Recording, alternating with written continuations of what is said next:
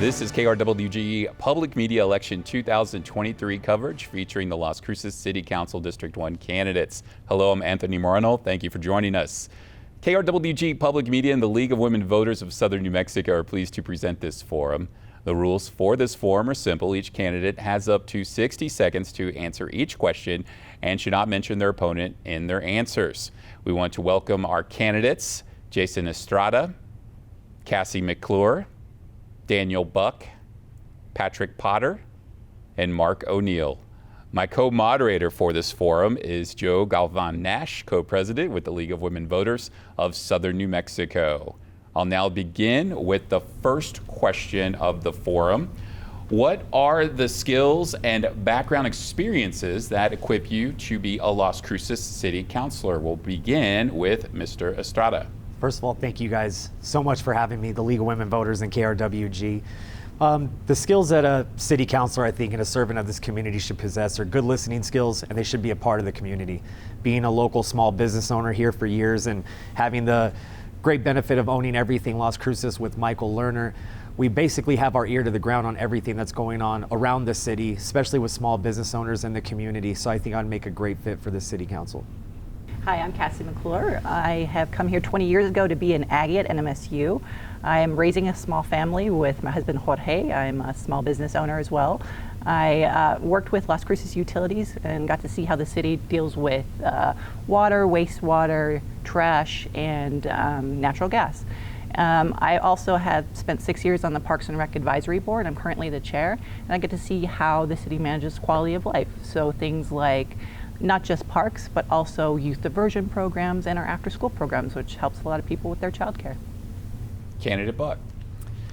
Thank you, KRWG and the League of Women Voters for hosting us today. I'm Daniel Buck, running for City Council District 1. I currently own the historic Mesilla Valley magazine, and I sit on the Realize Las Cruces TAC board, as well as the Transit Advisory Board. I'm a skilled business owner coming from 4 generations of a legacy in the print media business, as well as being involved in the community through philanthropy. And with my time served on city boards appointed by council, I believe that has given light to how we can improve our economy, student retention outcomes, and quality of life for our family. I currently live in the Mesquite Historic District and run a 30-year high in the District 1 historical region for outcomes when it comes to preservation, as well as multi-generational familiar uptick. So we look forward to engaging that part of our district, as well as the City of Las Cruces, and growing our efforts in both affordable housing initiatives, as well as in retirement. All right, that is our time. We're going to move on to Candidate Potter. Thank you again for having us. It's great to actually see all candidates all in one section. Well, I've been here almost 20 years. My dad came here for NASA. My mother opened a business here, so you should know us. We have a real estate office downtown. Also, we own Zia Comics, so we kind of see what's going on every day. To be honest, I have no political experience at all. I really don't. I am a resident of my district, and I also see what's going on in my district. And the thing is, I just want to do something to change it. And if the only political experience I have is running for last month, and then so be it. That's all experience I do have. Candidate O'Neill. Hello. Thank you for having this forum today. My name is Mark O'Neill. Again, this is District 1 that I'm running for. I have my background as a business owner, also in schools, public and private schools, also in parks and recreation. My experience also comes from the many boards that I've served on here in California. I've been in Las Cruces 17 years now. I was chairman of the Park and Rec Board. I was on the board for 8 years. I was chairman of the capital, not chairman, vice chairman of the Capital Improvement Board here for 4 years, the City of Las Cruces. And we dealt with a lot of issues having to do with Parks and Rec, public safety, and utilities as well. And I'm on the governance board for the J. Paul Taylor School. And I just love this community, and I want to do my best to make it better. And I have a lot of ideas to do that. I believe I can offer good solutions to some of the challenges our city faces. Okay, thank you. We're moving on to our next question. So this time we begin with Ms. McClure. The question is, if elected, what are your top priorities for your district? My top priorities are going to be crime, the unhoused, and climate change.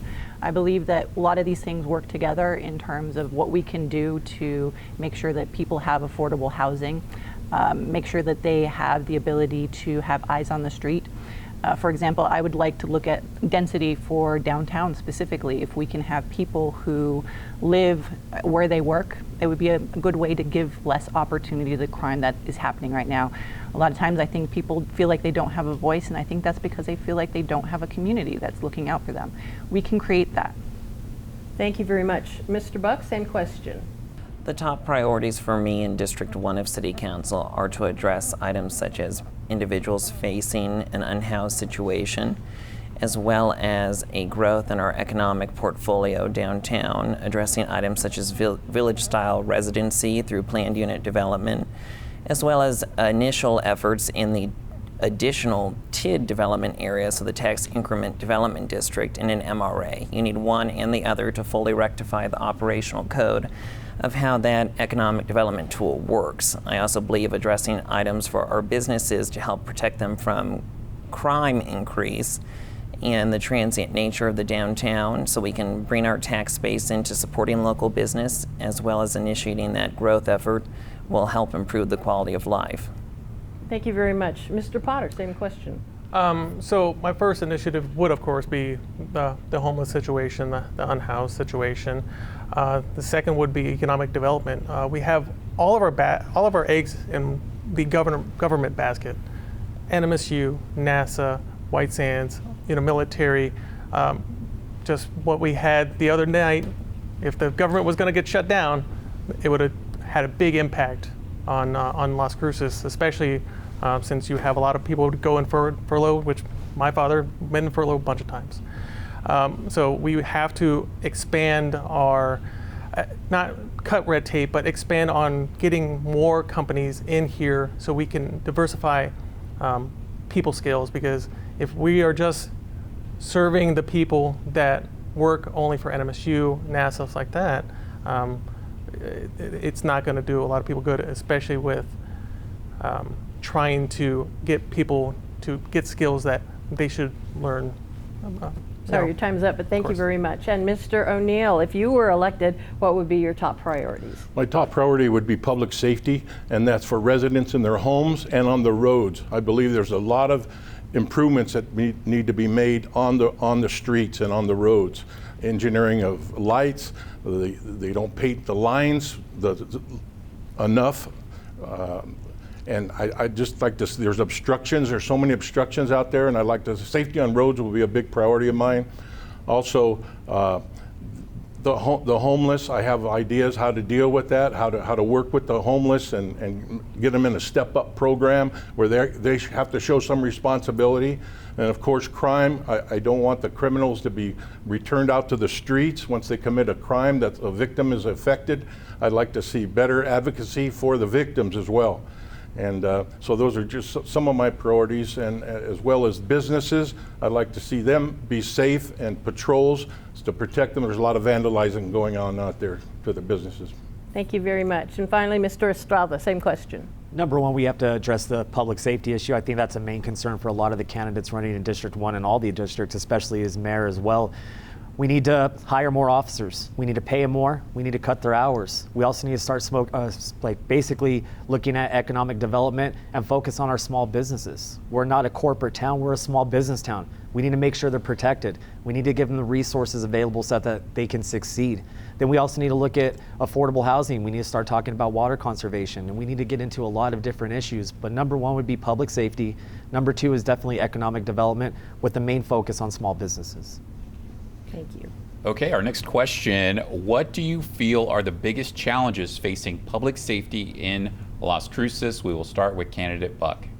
I think some of the biggest challenges when it comes to public safety are items such as people being concerned about going to Albertsons and putting their groceries in their car. We've done 1,700 doors already myself on the campaign trail, and we're touching the voter for the second time. And the large majority of voters in District 1 want to be able to go to public facilities where they engage in grocery shopping, daily needs, restaurants, without being asked to give money or what they feel is harassment, even in the private sector. Although we know it falls in some jurisdiction outside of council's control, that's the largest swath of the voters' need. And we also need to help our businesses. Our businesses are part of that public safety effort. We need to retain an established police force. We need to offer aggrandizing bonuses, as well as addressing the transitional services for the community.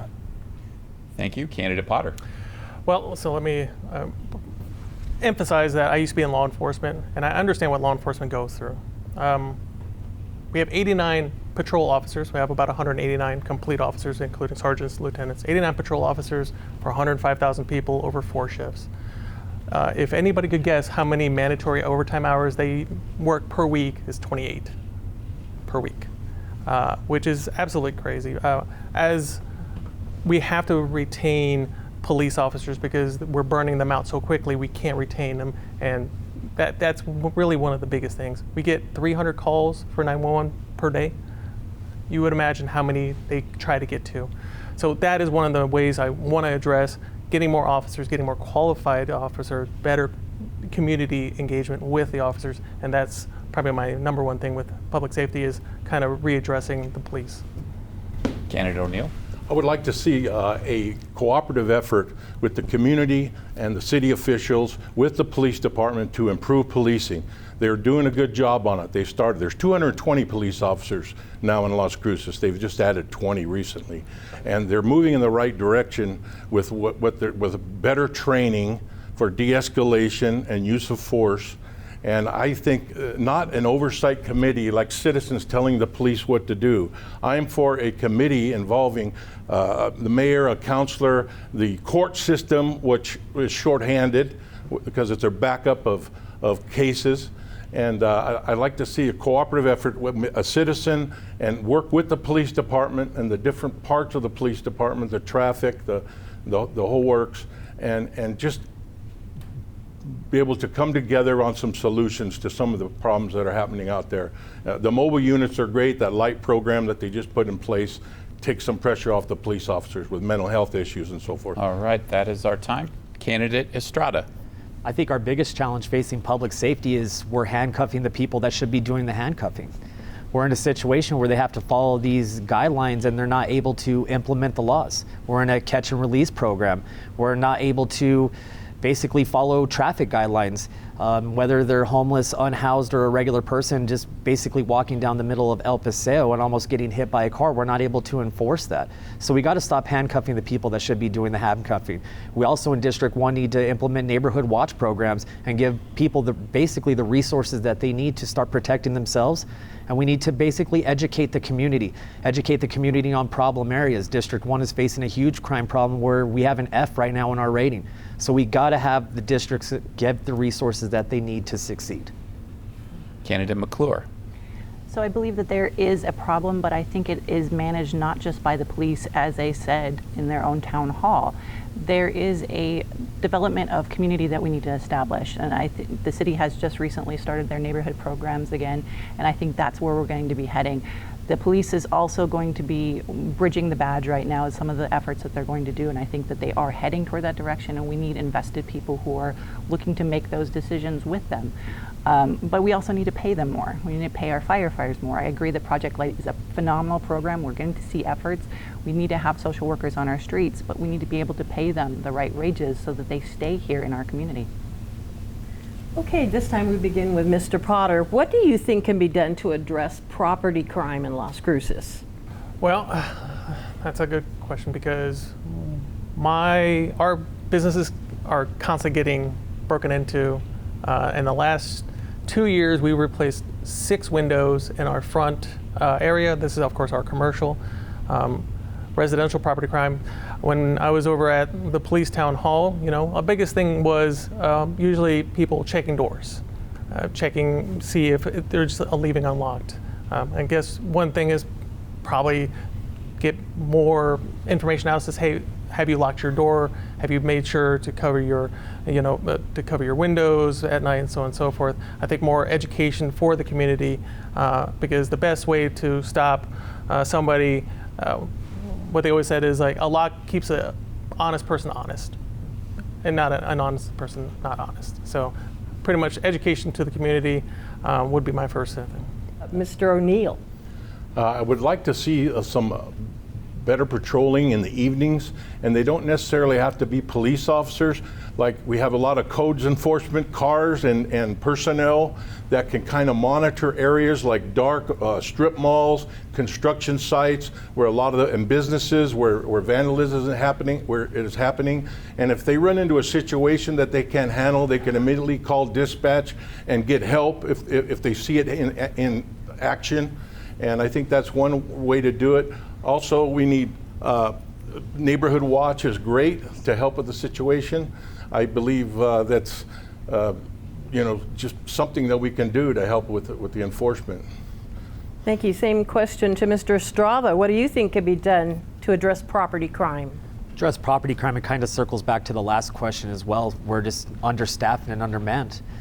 Definitely, it would help with neighborhood watch programs. I'm definitely pushing for neighborhood watch programs in all of District 1, because I think if a criminal knows that they're being watched or in that area, they're going to avoid that area. The other thing is patrolling. We need more patrol officers. We got to pay them more. We got to hire more.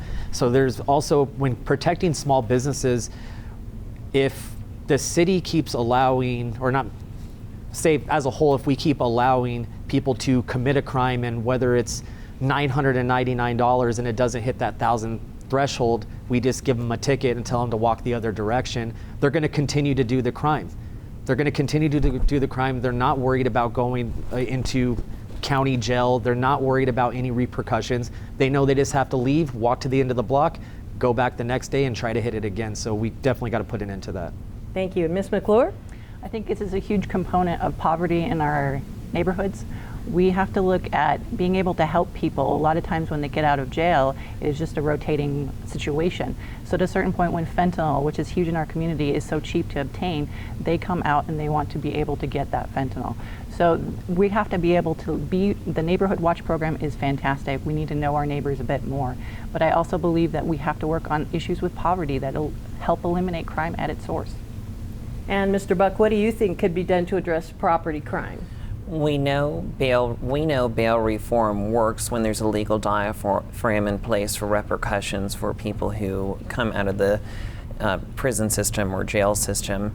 And if we start by addressing, of course, neighborhood watch and a legal diaphragm, which goes enforced by both LCPD as well as governed by City Council, we will see a de-escalation in the growing number of property thefts. It also starts with basic education, as well as what we used to do in the Mesquite fireside chat, communicating with your neighbors, being vigilant.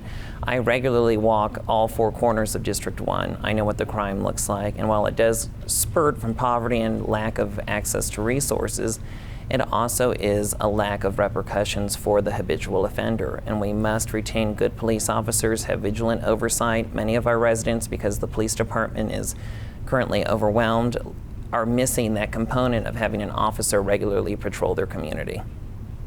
Thank you much.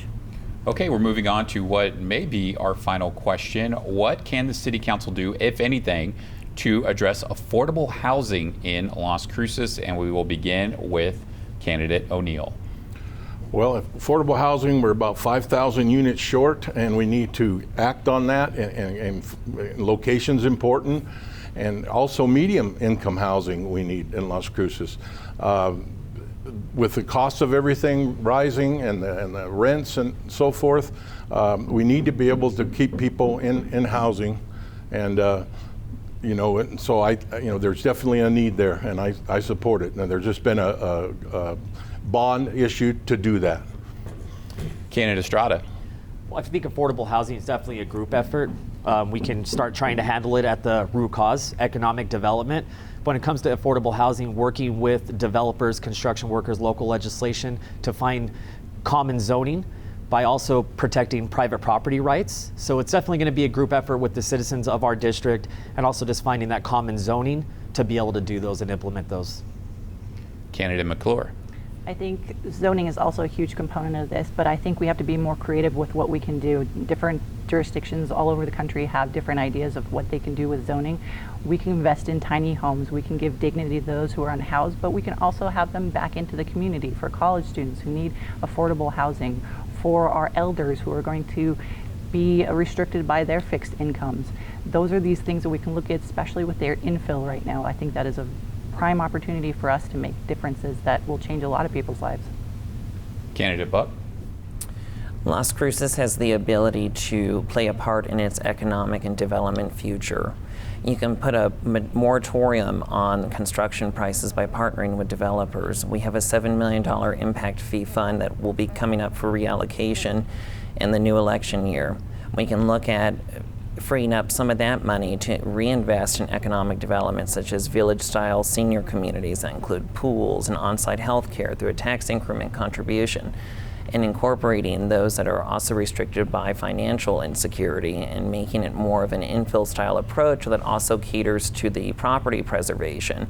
We can look at the poor development at Chitama Road and off of Trillium, where the homes that were put into infill do not carry the same facade style as existing 25-year-old established communities, and how that plays a role in the degradation of those facing low income and those that paid availing cost for the home.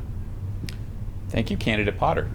Well, so I'm in the rental business. That's what I do. That's my business. Affordable housing, it's the thing that's stopping a lot of people is that most builders want to build bigger because they can sell them for more. A lot of builders also want to rezone some properties instead of residential, run like single family to multiple family, duplexes, triplexes, quadplexes, because really it's all supply and demand right now. We don't have enough supply for the demand. We have 14,000 students that come in and out. We also have people from NASA, White Sands, they're all in contracts. Usually they leave. Unfortunately with COVID, they didn't leave, so everybody kind of got stuck in their properties. So there's not enough housing being built, and the only thing that they want to build is bigger houses because they sell them for more. If you could give some incentives for builders to build smaller houses or multiple duplexes, quadplexes in rezone areas, I think that would help out a lot. Okay, we do have time for one more question. One more question quickly then. We're going to begin with Mr. Estrada. How do you feel the City Council can best support local businesses in the community? I think that's maybe should be all a number one priority. Local businesses and small businesses, the backbone of our community.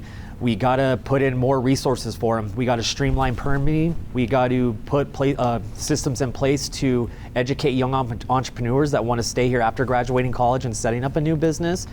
And we also have to deal with community protection if they do get their window busted in, like what happened to Zia Comets 6 times. The city has to be able to step in and be able to help and allocate funds to do that. The funds that they did allocate, if you look at that questionnaire, the last question on there was if you made more money than you did the previous year, then you do not qualify to get this window replaced. Well, that year we were in COVID and we were shut down. So as a business owner, if you didn't make more when it was open, then you probably shouldn't still be in business. So we definitely got to give the resources available to the local community to do that. Thank you. Ms. McClure?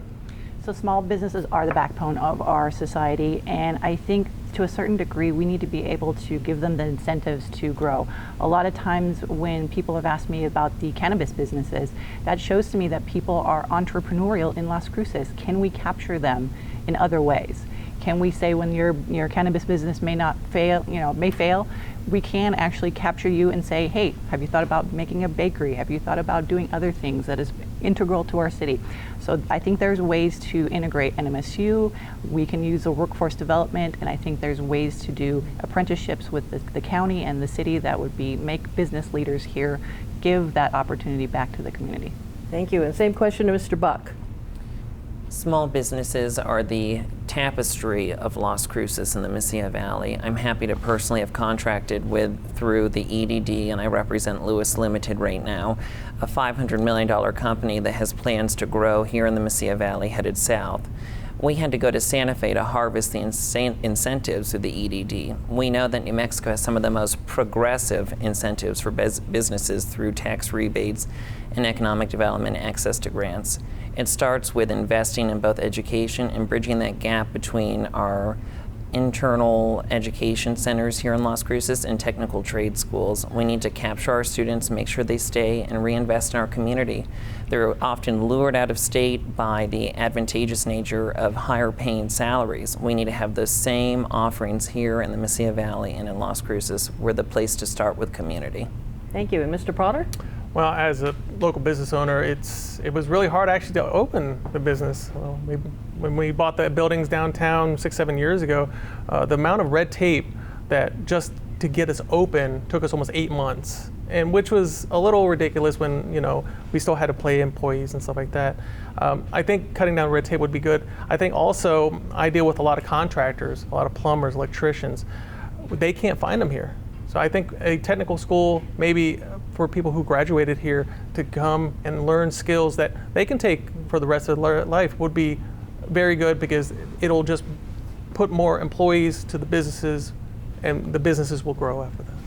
And we end with Mr. O'Neill. Yes, I definitely want small businesses to not only survive, but to thrive. I've owned small businesses, successful businesses, and I know pretty much what it takes.